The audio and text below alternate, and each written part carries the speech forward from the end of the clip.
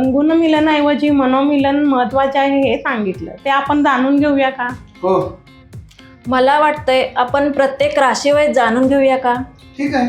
प्रथमतः आपण मेष राशीबद्दल जाणून घेऊया. अच्छा. गुरुजी, मला सांगा, मेष रास आणि कन्या रास मृत्यूश्राष्टक आहेत ना? निश्चित. मला सांगा, मेष आणि कन्या राशीच्या व्यक्तीचं जर लग्न झालं हो तर त्यांचा मृत्यू होईल असं गोड गैरसमज आहे ना. हो. हा पूर्णपणे चुकीचा आहे, हे पहिला लक्षात घ्या. हो. मेष रास बेधडक प्रवृत्तीचे, बरोबर. त्याचे झटपट निर्णय होतात. आणि कन्या रास निर्णय घ्यायला विलंब करतो. विलंब. मेष रास कुठल्याही गोष्टीत पटकन तयार होते आणि कन्या रास स्वतः केलेला भात तपासून राहते.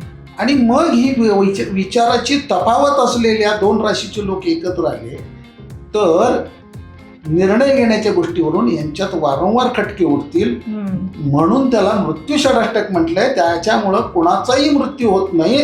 म्हणून मनोमिलन महत्वाचं आहे, गुणमिलन नाही. मेष राशीचे डिटेल आपण उद्याच्या व्हिडिओत जाणून घेऊया.